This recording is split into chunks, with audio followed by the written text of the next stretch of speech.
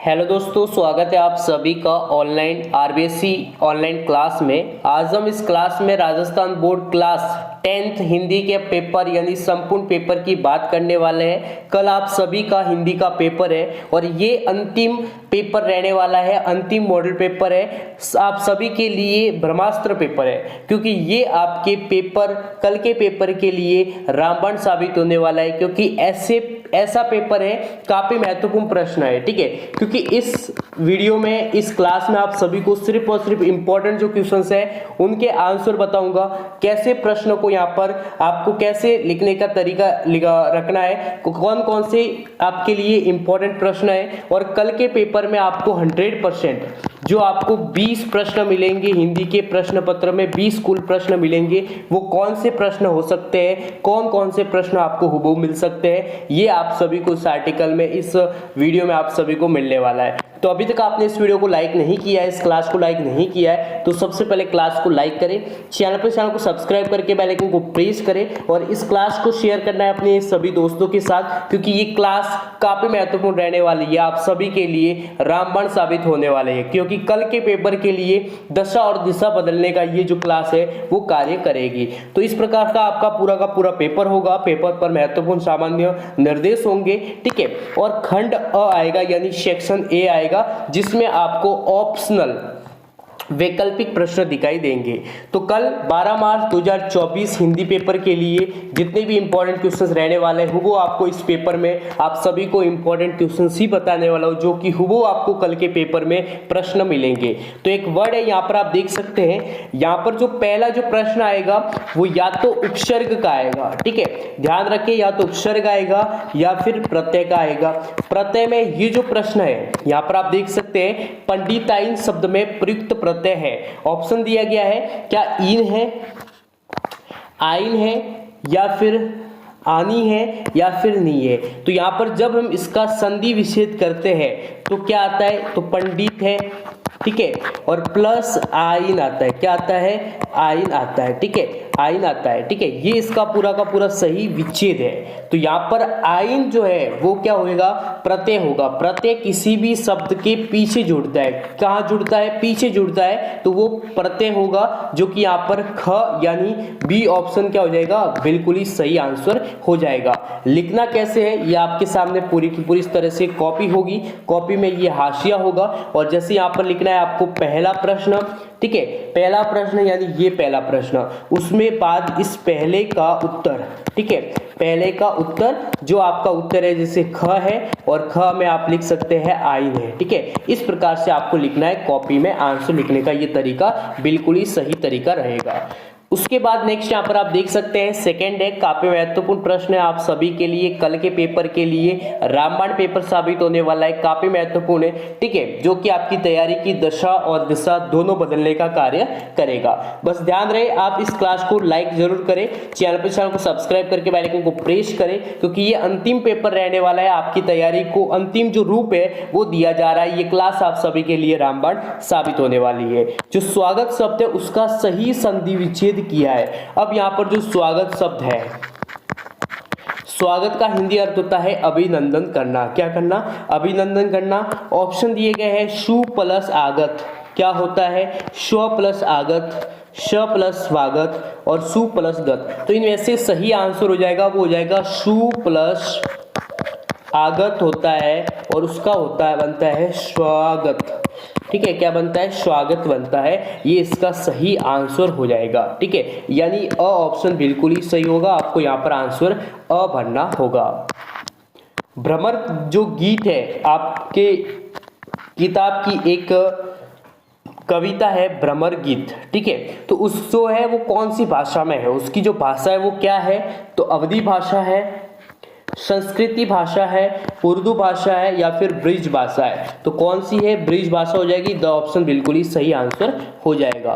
फागुन मास में कौन सी ऋतु का आगमन होता है, तो वर्षा ऋतु का आगमन होता है, वर्षा ऋतु का आगमन होता है, ग्रीष्म ऋतु का आगमन होता है, या फिर शरद ऋतु का आगमन होता है। काफी महत्वपूर्ण है। फागुन जो मास है ठीक है, उसमें कौन सी ऋतु का आगमन होता है, ठीक है, कौन सी ऋतु का आगमन होता है, इसको आपको कमेंट करके बताना है।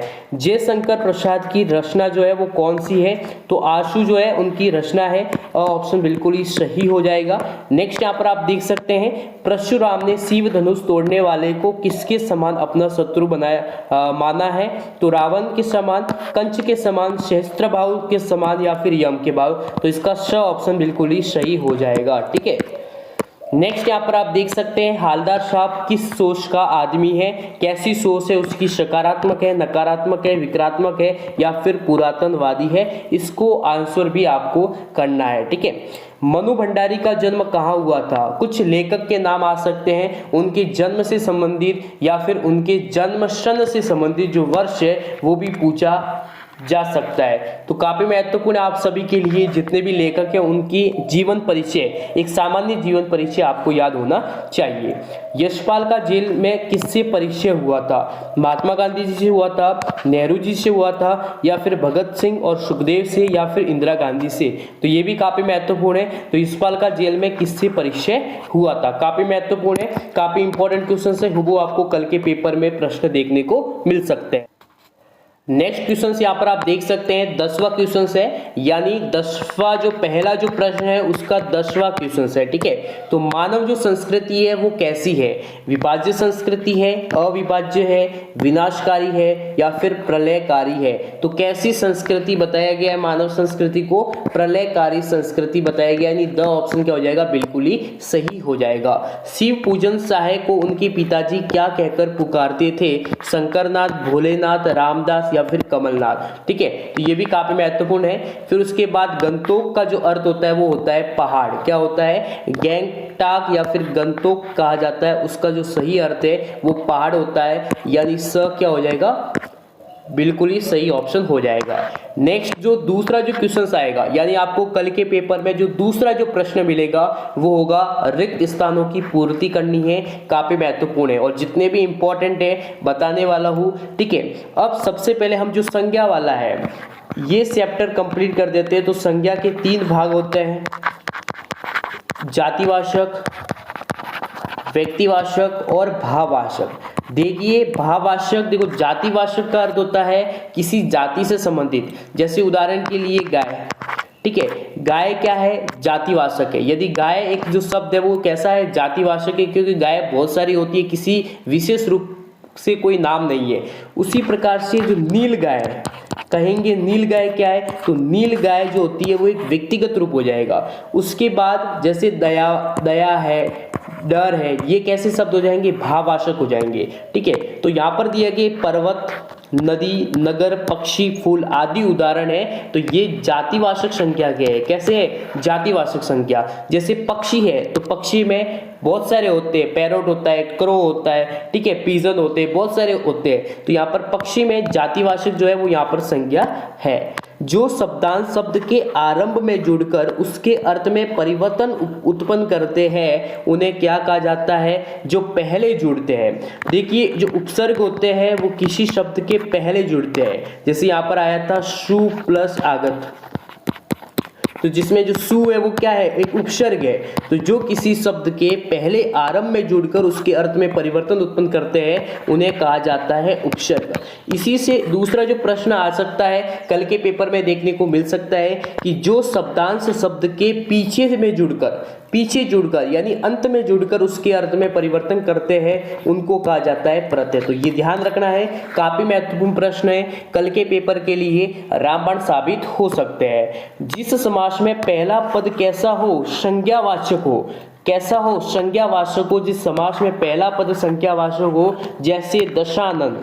देखो उदाहरण भी तैयार है और काफी महत्वपूर्ण है कल के पेपर के लिए। बस आपको पेपर को यहाँ पर क्या करना है, अच्छे से करना है, समय का ध्यान में रखते हुए पूरे पेपर को अच्छे से करना है। अच्छी हैंड राइटिंग के साथ जब करेंगे तो आपके हिंदी में आपके जो नंबर है वो सबसे अच्छे मिलने वाले हैं, सबसे अच्छे बनने वाले हैं। ठीक है, क्योंकि हिंदी को यहाँ पर एक तो स्टूडेंट क्या करते हैं, हिंदी को बहुत ही हल्के में ले लेते हैं कि हिंदी है हम कर लेंगे, लेकिन जब तक आप उसको सही तरीके से अच्छे से सटीक आंसर के साथ उसको पेपर को नहीं लिखेंगे तो हिंदी में आपको सबसे कम मार्क्स मिल सकते हैं। तो जो मैं इस वीडियो में इस क्लास में जो तरीका बताने वाला हूँ, बस इस क्लास को एंड तक देखिएगा, क्योंकि ये क्लास लंबी है लेकिन इस क्लास से आपका सब कुछ कवर होने वाला है। कल के पेपर के लिए आप बिल्कुल तैयार होने वाले हैं, क्योंकि ये ब्रह्मास्त्र पेपर है, अंतिम पेपर है। जो भी आपको करना है अभी करना है, क्योंकि ये आप सभी के लिए क्या होने वाला है, एक ब्रह्मास्त्र पेपर होने वाला है। आपकी तैयारी की दशा और दिशा दोनों को बदलने वाला है। तो यहाँ पर आप देख सकते हैं जो संज्ञावाचक जब आता है तो कौन सा समास आएगा,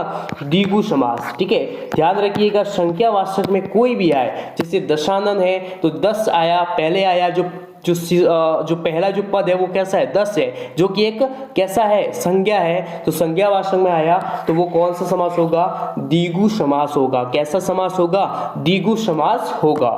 इसी प्रकार से यहाँ पर द्वंद्व समास, ठीक है, जिसमें यहाँ पर विच्छेद, जैसे माता पिता, तो ये कैसे समास है, द्वंद्व समास है।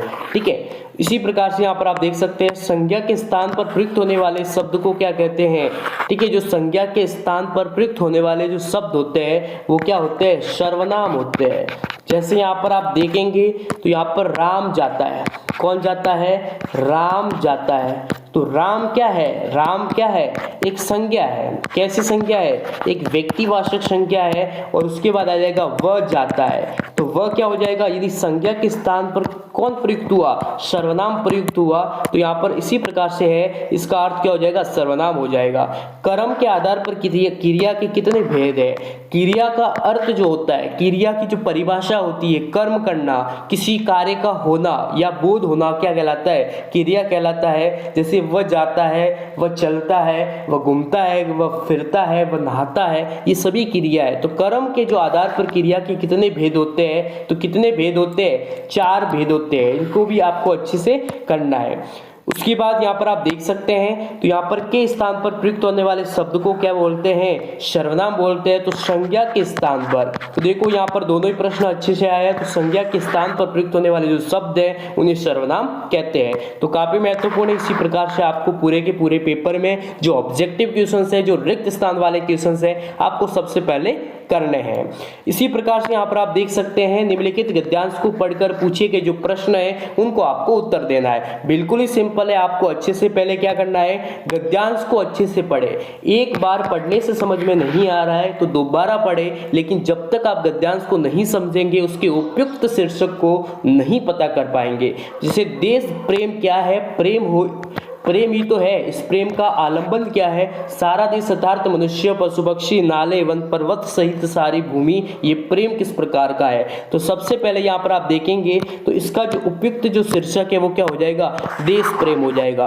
देखो जो पहला जो प्रश्न है आपको उपयुक्त शीर्षक का ही आएगा। यहाँ पर आप देख सकते हैं उपयुक्त गद्यांश का उचित शीर्षक है तो देश प्रेम यहाँ पर आ गया है, यानी क क्या हो जाएगा, इसका सही आंसर हो जाएगा। देश प्रेम शब्द में कौन सा समास है, जो देश प्रेम है उसमें बहुव्रीहि समास है, तत्पुरुष समास है, द्विगु समास है। तो द्विगु संज्ञावाचक में आता है, बिल्कुल ही नहीं होगा, या फिर अव्ययभाव समास है। तो जो देश प्रेम है उसमें जो समास होगा वो कैसा समास होगा, तत्पुरुष समास होगा, यानी ख क्या हो जाएगा, बिल्कुल ही सही हो जाएगा। देश प्रेम किस कोटि का माना जाता है, तो उच्च कोटि का माना जाता है, वैराग्य कोटि का, निम्न कोटि का, या फिर शौर्यगत कोटि का। जो आपको आंसर इस गद्यांश में मिल जाएगा। देश प्रेम वास्तव में किस भाव का माना जाता है, तो कैसा भाव है, सानिध्य से क्या उत्पन्न होता है। तो इस प्रकार से आपको यहाँ पर प्रश्न पूछे जाएंगे। बिल्कुल अच्छे से आप पेपर को कर सकते हैं। आप ये जो काफी महत्वपूर्ण प्रश्न है, अभी तक आपने इस क्लास को लाइक नहीं किया तो सबसे पहले इस क्लास को लाइक करें, चैनल को सब्सक्राइब करके बेल आइकन को प्रेस करें, क्योंकि ये पेपर आपके दशा और दिशा दोनों बदलने वाला है। तो कंटिन्यू हमारे साथ जुड़े।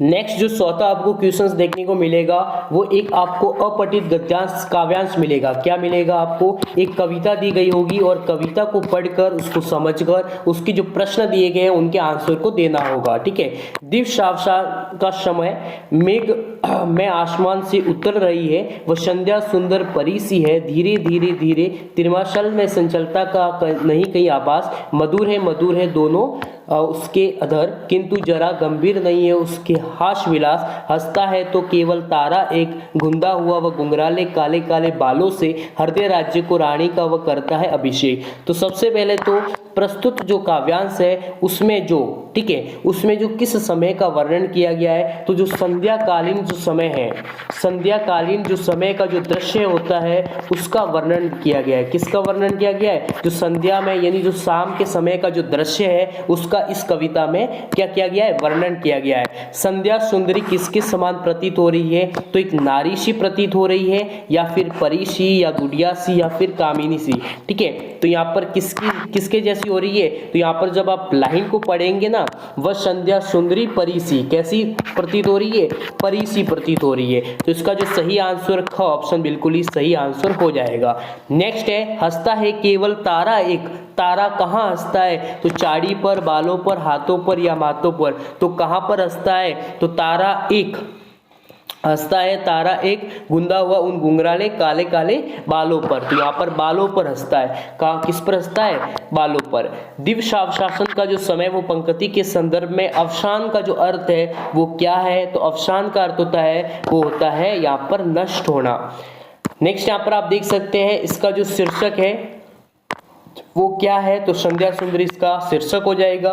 संध्या सुंदरी कहाँ से उतर रही है? अष्टाचल से, मेघमय आसमान से। कहाँ से? तो इसका ख ऑप्शन बिल्कुल ही सही हो जाएगा। इस तरीके से आप काव्यांश के प्रश्न भी अच्छे से काव्यांश को पढ़कर, एक बार में समझ में नहीं आ रहा है तो दो बार पढ़े, अच्छे से समझकर आप इन सभी प्रश्नों को आंसर कर सकते हैं। नेक्स्ट जो आएगा वो खंड ब आएगा, जिसमें आपको कुछ प्रश्न पूछे जाएंगे जिनका आपको अच्छे से आंसर करना होगा।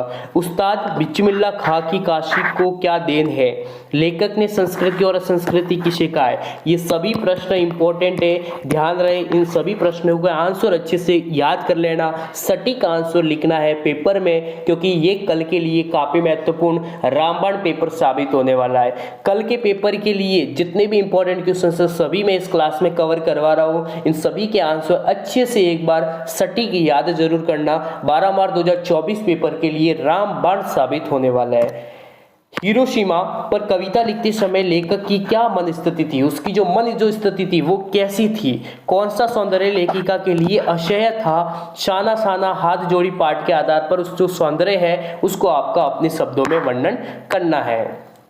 देखो ये गागर रीति से कवि का क्या अभिप्राय है? संगतकार, कविता का मूल भाव लिखना है। आंख का तारा मुहावरे का अर्थ वाक्य में प्रयोग करना है। तो प्रिय होना, आंख का तारा वो क्या होता है? प्रिय होना, ठीक है। राम सीता का आंख का तारा है, तो आप समझ सकते हैं, इस प्रकार से वाक्य प्रयोग भी कर सकते हैं। इस तरह बहुत ही आसान तरीके से आप पूरे के पूरे पेपर को अच्छे से हल कर सकते हैं। अब जो मैं आपको प्रश्न बता रहा हूं उन प्रश्नों को जरूर नोट करें। ये प्रश्न आप सभी के लिए महत्वपूर्ण होने वाले हैं। और अभी तक आपने हमारी वेबसाइट को विजिट नहीं किया है तो आपको लिंक डिस्क्रिप्शन में मिल जाएंगी। हमारी वेबसाइट को विजिट करें, arsstudymonitor.com। इस वेबसाइट की लिंक आपको डिस्क्रिप्शन में मिल जाएंगी। इस वेबसाइट को विजिट करके हिंदी के लिए जितने भी इंपॉर्टेंट क्वेश्चन है वो आप आसानी से डाउनलोड कर सकते हैं। लेखिका पड़ोस कल्चर विहीन समाज को संकुचित, असहाय और असुरक्षित क्यों मानती है? इसके बारे में अपने शब्दों में आप लिख सकते हैं। अच्छे से आप पूरे के पूरे पाठ के आधार पर वर्णन कर सकते हैं। देखिए ध्यान रहे, इनकी जो सटीक आंसर आपको कैसा देना है, सटीक आंसर लिखने की कोशिश करनी है। और आपको विशेष तौर पर हैंड राइटिंग का भी आपको ध्यान रखना है। अच्छी सी राइटिंग के साथ आपको पेपर को लिखना है। गोपियों ने अपने वाक चातुर्य के आधार पर ज्ञानी उद्धव को कैसे परास्त कर दिया? गोपियों की वाक चातुर्य यानी उनके जो चतुराई से बोलने का जो तरीका है उनकी आपको विशेषता लिखना है। उन्होंने क्या क्या उद्धव को शब्द कहे। आत्मकथा कविता में प्रसाद जी ने किस मार्मिक अभिव्यक्ति के साथ जीवन के अभाव पक्ष और यथार्थ वर्णन किया? अपने शब्दों में लिखना है। ये प्रश्न अथवा में है, कोई दोनों में से एक कर सकते हैं। अच्छे से आपको पेपर को करना है। सूर्यकांत त्रिपाठी निराला के बहुआयामी कर्तृत्व और व्यक्तित्व के विषय में लिखिए, या फिर लेखिका मनु भंडारी के व्यक्तित्व और कर्तृत्व पर प्रकाश डालिए। देखो ध्यान रखें, या तो आप सिर्फ और सिर्फ लेखक जितने भी पार्ट है, जो लेखक वाले जो पार्ट है यानी जो गद्य भाग है, उनके जितने भी लेखक है उनका आप जीवन परिचय और कर्तृत्व परिचय अच्छे से याद कर ले। यदि आप चाहते हैं या फिर तो कवि परिचय है तो पद्य भाग में जितने भी कवि परिचय है वो आप याद कर सकते हैं, क्योंकि दोनों में से एक आपको दोनों ही मिलेंगे, एक आपको कवि मिलेगा और एक आपको लेखक लेखिका मिलेगी। तो आप अच्छे से कर सकते हैं, चाहे कवि परिचय करें या लेखक लेखिका परिचय करें, कोई भी एक तैयार करें। ये आपकी 4 नंबर पक्के हैं, काफी महत्वपूर्ण है। ठीक है, नौबत खाने में इबादत पाठ में किस जीवन चरित्र पर प्रकाश डाला गया है आपको अपने शब्दों में लिखना है, सविस्तार आपको बताना है। ठीक है, ये एक महत्वपूर्ण है। माता का अचल पाठ में बच्चों की जो दुनिया रची गई है वो अपने बचपन की दुनिया में किस तरह से भिन्न है ये लिखना है। ये काफी महत्वपूर्ण है, इंपॉर्टेंट है आप सभी के लिए, कल के पेपर के लिए रामबाण साबित हो सकता है। नेक्स्ट यहाँ पर आप देख सकते हैं निबंध, जो निबंध की जो महत्वपूर्ण जो टॉपिक रहने वाले हैं जो मैं आपको बता रहा हूं, आ सकता है विद्यार्थी जीवन में नैतिक शिक्षा की उपयोगिता। अब निबंध लिखने का जो तरीका रहेगा वो जो ये जो टॉपिक दिए गए, जो पॉइंट दिए गए, इन्हीं पॉइंट्स का उपयोग करना है। लास्ट में उपसंहार तक और लगभग 2 पेज में आपको क्या लिखना है, 2 पेज में आपको निबंध लिखना है, अपने शब्दों में लिखना है, सटीक लिखना है, जो आ रहा है, जो आपको जानकारी है। और निबंध आपको 4-5 मिलेंगे, लेकिन जिसके बारे में आप ज्यादा जानकारी रखते हैं, जो आपको सबसे आसान टॉपिक लगता है उसी टॉपिक पर आपको निबंध लिखना है। ठीक है, साइबर अपराध के बढ़ते कदम, इसके बारे में आ सकता है। विद्यार्थी जीवन में नैतिक शिक्षा की उपयोगिता, इसके बारे में आ सकता है। या फिर पर्यावरण प्रदूषण एक कारण और निवारण, इसके बारे में भी आ सकता है। तो इन टॉपिक को एक बार जरूर देखिए। उसके बाद विज्ञापन जरूर आएगा, प्रार्थना पत्र भी जरूर आएगा, इनको आपको जरूर याद करना चाहिए। विज्ञापन देख सकते हैं, रेड क्रॉस सोसाइटी की ओर से रक्तदान शिविर का आयोजन किया जा रहा है, इस संबंध में आपको एक विज्ञापन तैयार कर रहा है। तो विज्ञापन का फॉर्मेट आपको अच्छे से होने चाहिए, किसी भी टॉपिक पर आए आप आसानी से उसको लिख सकते हैं अपने शब्दों में। तो बहुत ही आसान तरीके से क्या कर सकते हैं, आप पूरे के पूरे पेपर को कर सकते हैं। काफी महत्वपूर्ण आप सभी के लिए। और अभी तक आपने इस क्लास को लाइक नहीं किया है तो सबसे पहले इस क्लास को लाइक करें, चैनल को सब्सक्राइब करके बेल आइकन को प्रेस करें।